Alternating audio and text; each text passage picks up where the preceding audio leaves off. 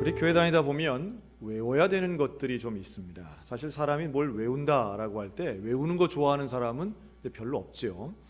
근데 우리 어릴 때 생각하면 어릴 때는 뭔가 외우는 것들이 좀 있었습니다. 요즘 아이들에게는 그런 강제적으로 외우는 걸 시키지 않는데 옛날에 국민교육헌장 혹은 국기에 대한 맹세 이런 거 우리가 외워가지고 그냥 줄줄줄 말했던 때가 있었습니다. 그 교회에서도 사실은 뭔가 외우도록 강요 아닌 강요를 받을 때가 있는데요. 대표적인 세 가지가 주기도문, 사도신경, 십계명 등입니다. 그런데 이것은 사람이 이제 외우도록 하는 것은 더 그렇게 권면받을 때는 그게 중요하기 때문인데요. 이게 얼마나 중요하냐 하면 성경에 주기도문, 사도신경이 딱 어디에 인쇄가 되어 있나요? 표지에 인쇄가 되어 있습니다. 표지 바로 안쪽에 보면 뭐 안 그런 성경도 간혹 있긴 하던데 아마 지금 새로 된 개역 개정 성경 보시는 분들 대부분 아마 펴보시면 표지 안쪽에 주기도문, 사도신경 앞쪽에 있고요. 뒤쪽 표지를 딱 펴보면 거기엔 십계명이 이렇게 인쇄되어 있습니다. 중요하기 때문이죠. 그리고 이것이 분명히 의미하는 바도 있습니다. 그 중에 오늘은 우리 사도신경에 대해서 이번 주하고 다음 주 2주간에 걸쳐서 이제 말씀을 드릴 텐데요. 그래서 여러분 사도신경은 뭘까요? 사도신경의 그 말 뜻, 말 의미부터 우리 목사님 너무하네. 우리 수준을 이거밖에 안 잡나라고 생각하지만 저나 여러분이나 처음이니까 우리 이 처음부터 하나씩 좀 짚어보겠다 하는 생각으로 말씀을 준비했습니다. 사도신경을 조금 어려운 말로 하면 라틴어를 가지고 얘기할 수 있습니다. 라틴어로는 크레도라고 하는데요. 옛날에 우리 승용차 중에 크레도스라는 차가 있었습니다. 그 말의 어원과 같은데요. 이 크레도는 나는 믿는다, 나는 신뢰한다 이런 뜻입니다. 그래서 그 크레도스란 차는 믿을만한 승용차 이제 이런 의미로 했는데 별로 많이 팔린 것 같지는 않더라고요. 헬라어로는 이 신앙의 규범이라는 뜻을 가지고 있습니다. 반면 이제 우리 한국말을 본다면 사도신경은 두 가지 단어가 조합이 됐죠. 사도라는 말과 신경이라는 말이 붙어 있는 겁니다. 그럼 사도는 뭐냐 하면 사도는 헬라어로는 보냄을 받았다라는 뜻이에요. 그래서 하나님으로부터 부름받고 보냄받은 사람들이 바로 사도들입니다. 사도와 제자가 다른 면이 있다면 제자는 이렇게 가르침 받은 사람들, 그 가르침에 동의하는 사람들, 가르침대로 사는 사람이 제자라면 사도는 예수님으로부터 직접 가르침 받은 사람들 우리는 사도라고 합니다.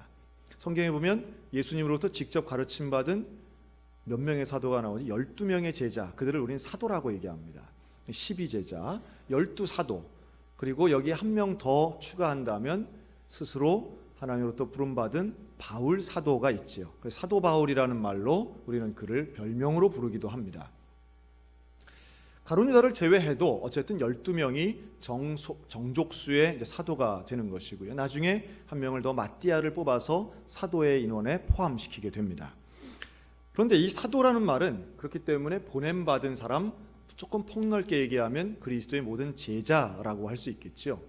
그리고 신경은 써놨지만 이제 믿음의 고백이라고 하는 의미로 우리가 볼 수 있습니다. 그러니까 이거 두 단어를 합치면 한번 따라 하실까요? 사도들의 믿음의 고백. 네. 지난주보다는 한 5배쯤 커진 것 같습니다. 감사합니다.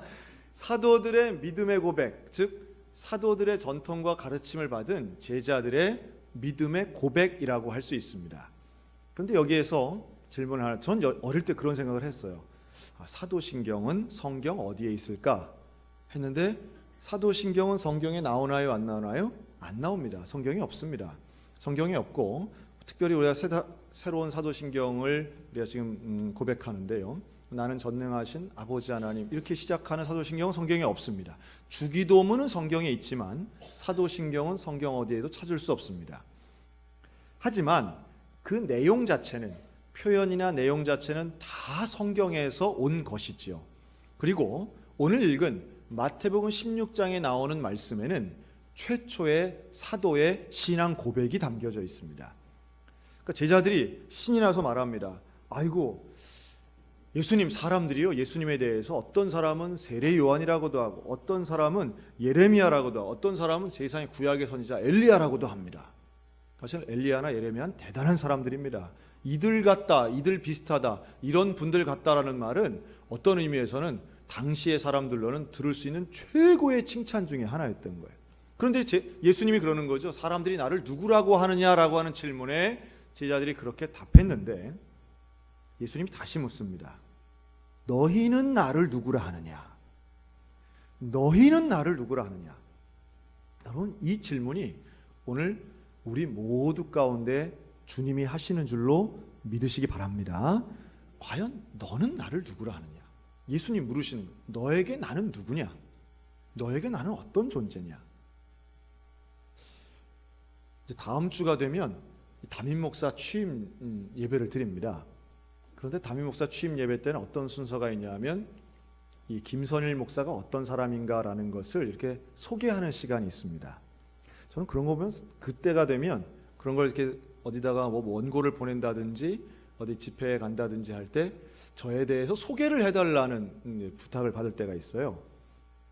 참 난감합니다. 네. 소개를 아마 여러분 글쎄 이력서 같은 거 써보셨는지 모르겠어요. 그럴 때 자기 자신을 어떻게 소개하느냐라고 할 때 우리 한국 사람에게 익숙한 소개가 있습니다. 어느 학교 나오고 뭐 어떤 상을 받았고 사회적으로 어떤 일을 했다. 뭐 대개 이런 게 들어가잖아요. 생년월일 들어가고. 그런데 여러분, 나에 대해서 정말 잘 아는 사람들은 또 혹은 나를 사랑하는 사람들에게는 그게 그렇게 중요하지 않다는 걸 잘 아실 거예요. 그렇죠? 어떤 부모가 자기 자녀에게 내 학벌 자랑하는 부모 보셨습니까?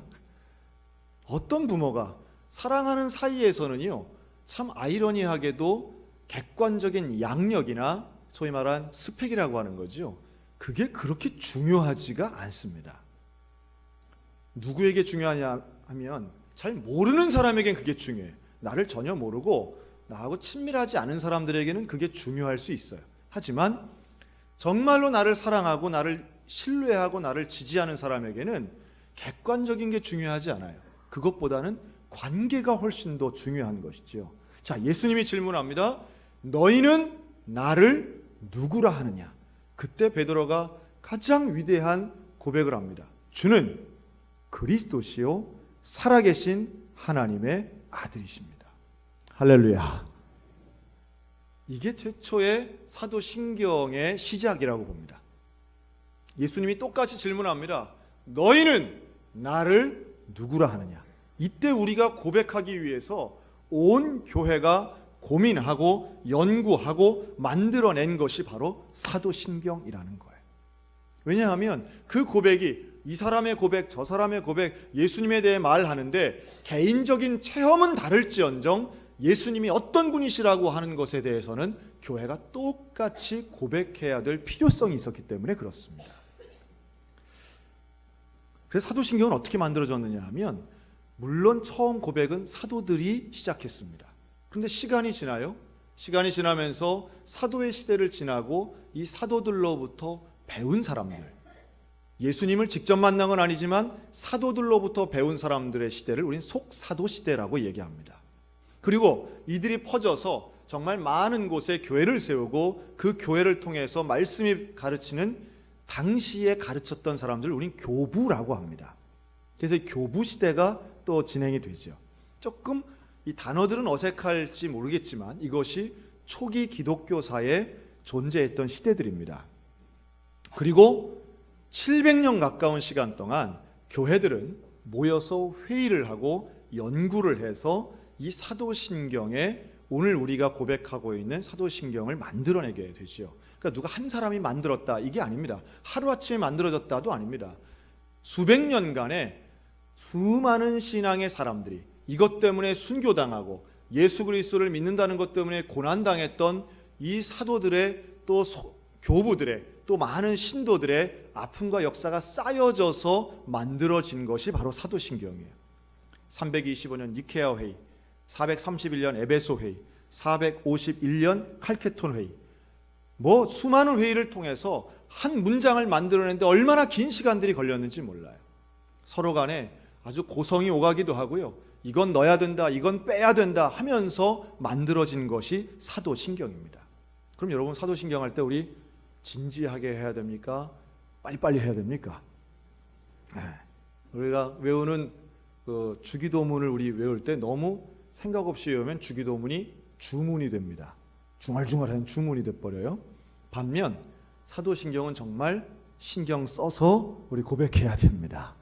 하나님 앞에 이러한 역사적인 의미와 배경이 있었다는 것뿐만 아니라 주님의 준엄한 질문, 너희는 나를 누구라 하느냐라고 하는 이 질문에 답하기 위해서라도 우리는 이 사도신경을 진지하게 고백할 필요가 있다는 말씀이에요. 이 사도신경이 필요한 세 가지 이유가 있습니다. 하나는 교회의 통일성입니다. 모든 교회가 같은 주로 고백하는 예수 그리스도에 대한 같은 고백을 해야죠.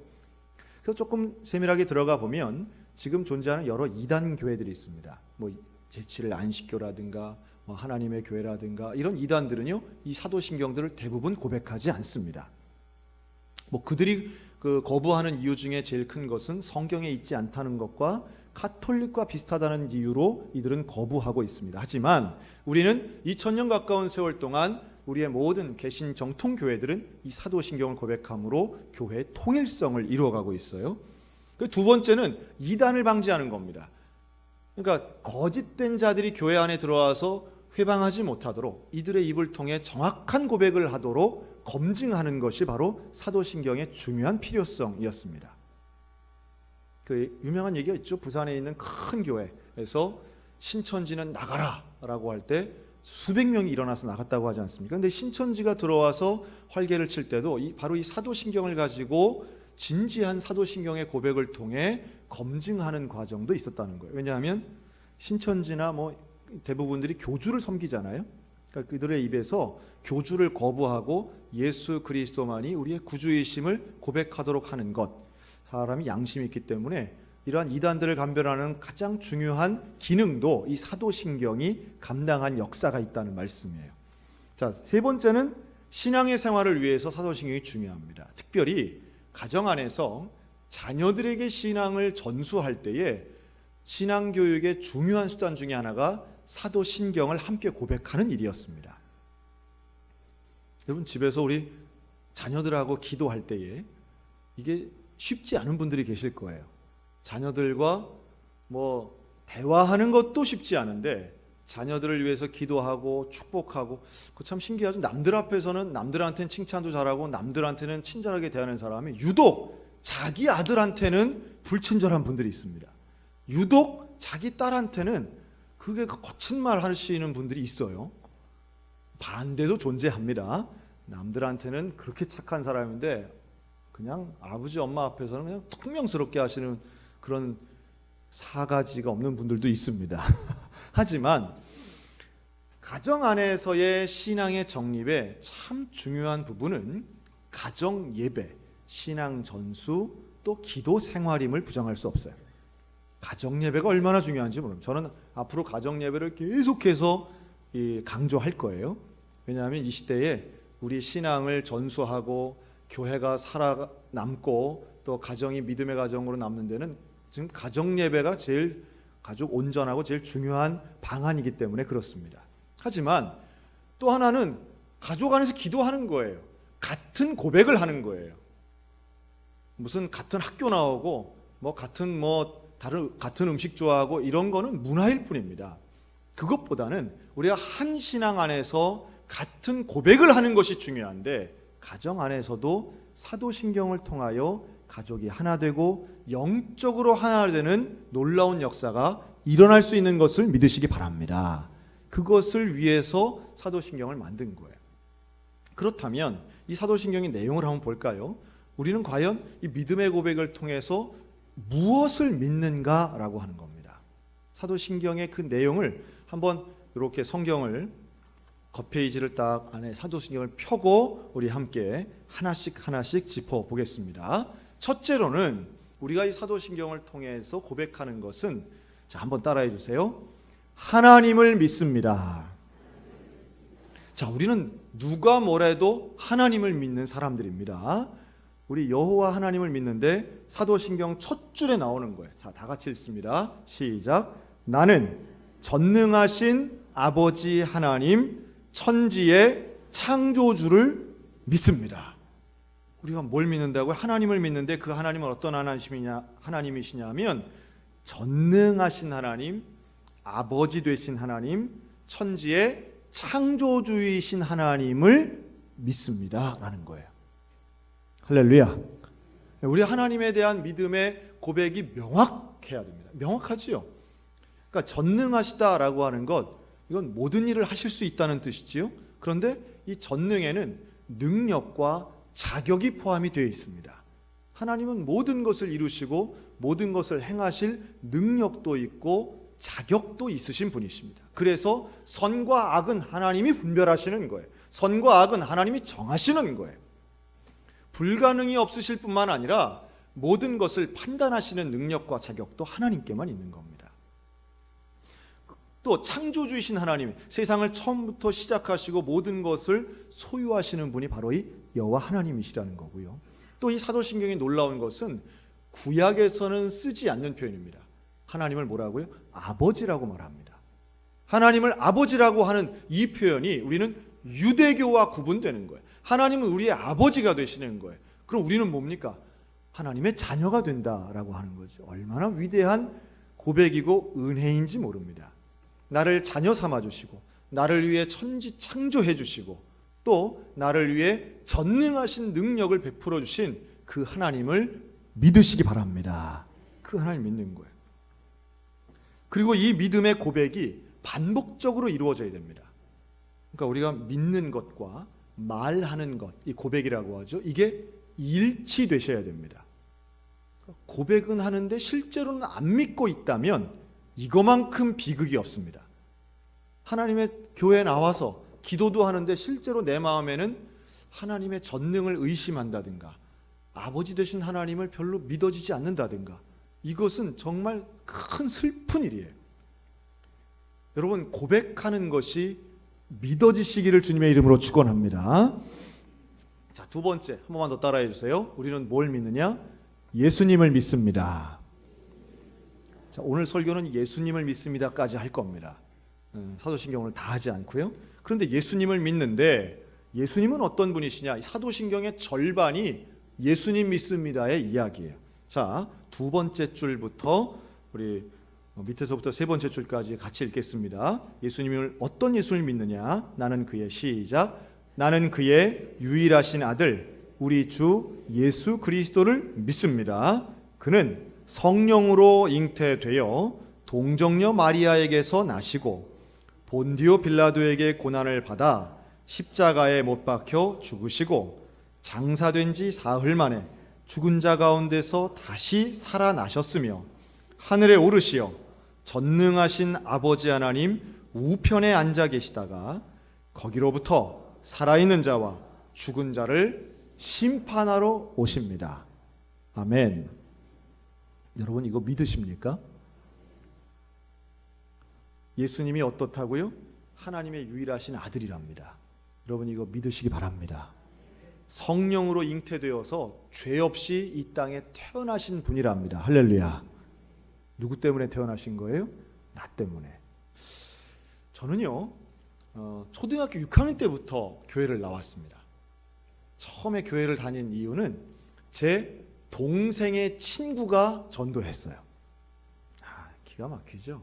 초등학생의 동생의 친구, 같은 아파트에 살았습니다. 한 동에 살았어요. 그래서 그 처음 나가던 날이 생생히 기억납니다. 그 같이 가자고 그래요.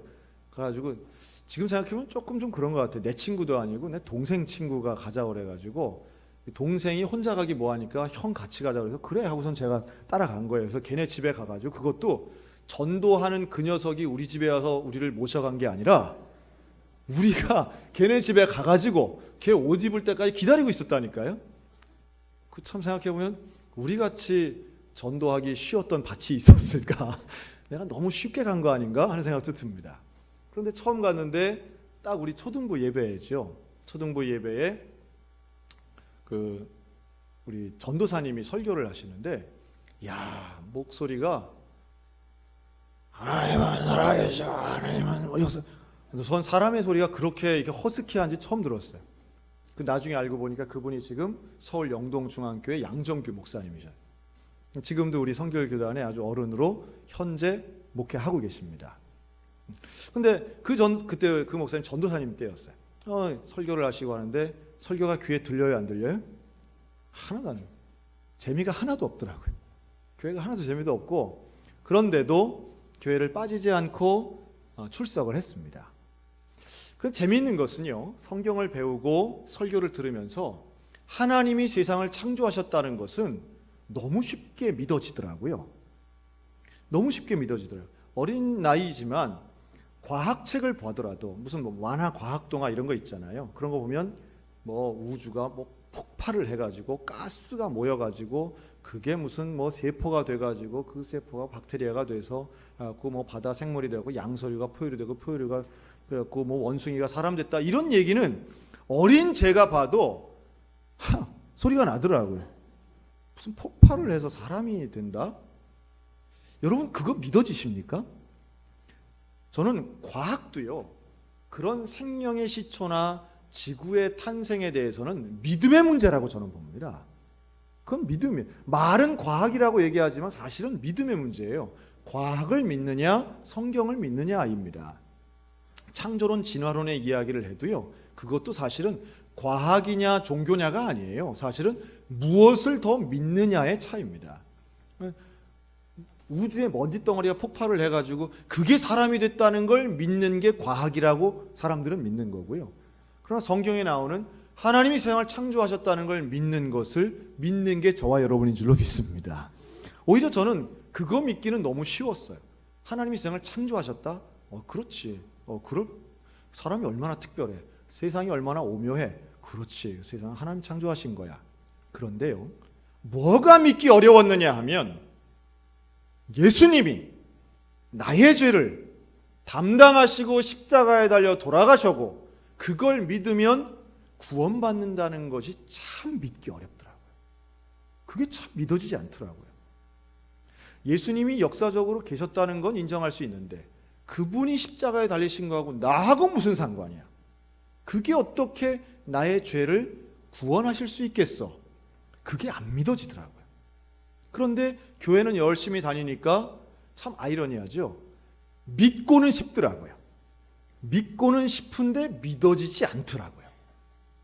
여러분 아마 제 말에 공감하시는 분이 혹시 한 명이라도 있다면 오늘 이 시간 그 믿고 싶은 마음의 간절함에 하나님의 응답이 있으시기를 주님의 이름으로 축원합니다. 그러니까 믿음은 억지로 되는 건 아니에요. 믿음은 뭐 갖고 싶다고 해서 순식간에 주어지는 것은 아닙니다. 저도 그런 똑같은 고민을 갖고 있다가 언제 놀라운 경험을 했느냐 하면 바로 중등부 수련회에 참석해서 놀라운 변화를 경험합니다. 여러분 오늘 중등부 수련회가 출발해요.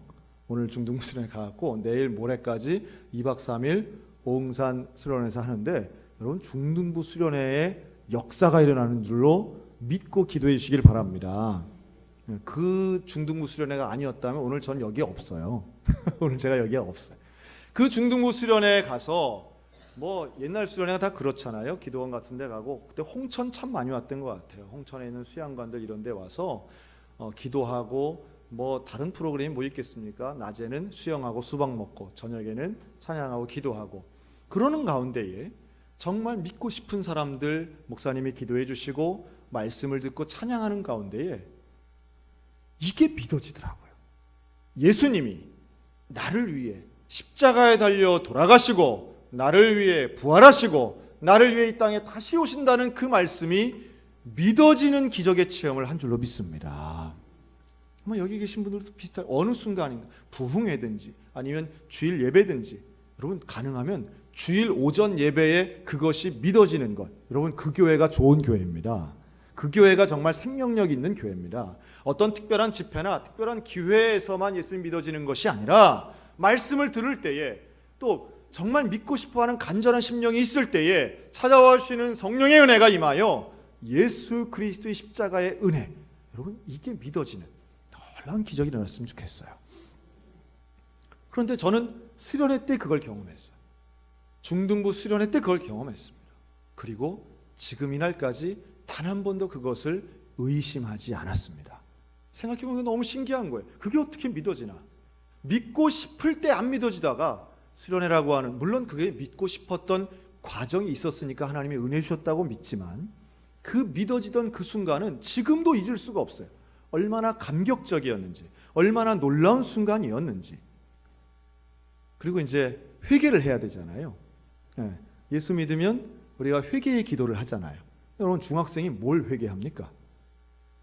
여러분 보시기에 제가 옛날에 어릴 때는 모범생이었겠어요? 아니면 비행 청소년이었겠어요?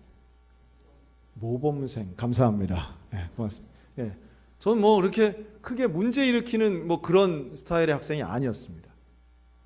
회개를 해야 되겠는데, 예수님을 믿으니 회개를 해야 되겠는데, 뭘 회개해야 되는? 하나님, 내 회개거리를 달라고. 회개해야 되겠네. 그때 제가 회개한 것은, 중학생이니까 이제는 예수님 잘 믿고 하나님, 내가 욕하지 않겠습니다. 욕하지 않겠습니다. 뭐 중학생들 욕을 많이 하잖아요. 접두사가 그냥 다학년이부터 막 나오잖아요. 욕하지 않겠습니다. 그리고 그때 한 그 하나님과의 약속, 예수님과의 약속을 지금까지 지켜오고 있습니다. 저에게는 그 구원의 경험, 중생의 체험, 예수님이 믿어지는 십자가의 예수 그리스도, 구원하신 그 예수 그리스도가 믿어지는 그 사건은 저에게는, 남에게는 별거 아닐지 모르지만 저에게는 제 인생이 바뀌는 순간이었습니다. 여러분, 예수 그리스도를 믿는다는 것, 사도신경에 기록되어 있는 이 예수님에 대한 고백을 한다는 것은 내 인생이 바뀌어지는 것을 의미하는 거예요. 예수님을 믿습니다는 단순히 역사적으로 존재했던 한 인물만 기억하고 인정하는 것이 아니라, 그분이 나의 삶을, 나의 인생을, 나의 삶의 가치를 바꿔놓는다는 사실을 믿음으로 고백하고 평생의 가치로 삼는 것임을 기억하시기 바랍니다. 그 은혜가 우리 기독인들에게 있어야 됩니다. 여러분, 누가 기독교인입니까? 이것을 믿는 사람이 기독교인입니다. 예수님을 믿는 사람이 기독교인이고, 예수님이 바로 사도신경에 고백되는 이 예수님을 인정하고 고백하고 믿는 사람이 기독교인입니다. 여러분, 교회 온다고 다 기독교인이 아닙니다. 조금 더 심하게 얘기하면 예배당에 와서 앉아있다고 해서 구원받는 것은 아닙니다. 예수 그리스도를 믿어야 구원받습니다. 그리고 그 예수 그리스도를 믿는다는 것은 예수님이 나의 병 고쳐주시고 내 문제 해결해 주시는 분 정도로 기억하면 안 된다는 거예요. 여러분, 사도신경 어디에도 예수님이 나의 문제를 해결해 주실 거라는 말씀이 있지 않아요. 사도들의 고백은, 신앙의 고백은 예수님은 구원자이심을 내가 믿습니다 라고 하는 것입니다. 예수님은 하나님이시고 하나님의 독생자이시고 나의 구세주이시고 하나님의 보좌 우편에 앉아 계시다가 언제 다시 오신답니까? 이 땅을 심판하시기 위해 다시 오신다는 것을 믿는 그 사람에게 구원의 은혜가 있는 줄로 믿습니다. 우리 이거 믿는 거예요. 여러분, 예수 믿으면 출세할까요? 예수 믿으면 시험에 합격할까요? 예수 믿으면 뭐 좋은 집 살까요? 그것은 예수 그리스도를 믿는 사람 중에 하나님의 뜻으로 일종의 다양한 종류의 복을 주시는 것입니다. 그 복은 뭐 주시면 감사하고, 안 주셔도 그러한 복은 세상의 복이 없다 할지라도 우리에겐 어떤 복이 주어져요? 구원의 복이 최고의 복인 줄로 믿습니다. 예수님을 믿는 것이 최고의 복입니다. 그것은 다른 것과는 세상의 복 1000만 개를 모아줘도 바꿀 수 없는 것이고 비교할 수 없는 거예요. 사도신경은 그것을 우리에게 정확하게 말하고 있습니다. 우리가 무엇을 믿느냐, 무엇을 추구하느냐, 어디를 따라가느냐, 사도신경의 고백이 우리의 방향을 정해주고 제대로 잡아주고 있습니다. 그래서 우리는 사도신경을 매주마다 고백하는 겁니다. 매번마다 뭐 예배를 시작하거나 새벽 기도회를 시작하거나 또 주일 예배 때마다 고백하는 이유는 사도신경 잊지 말자는 거예요. 우리의 신앙의 대상이 틀어지는 것을 방지하는 것입니다.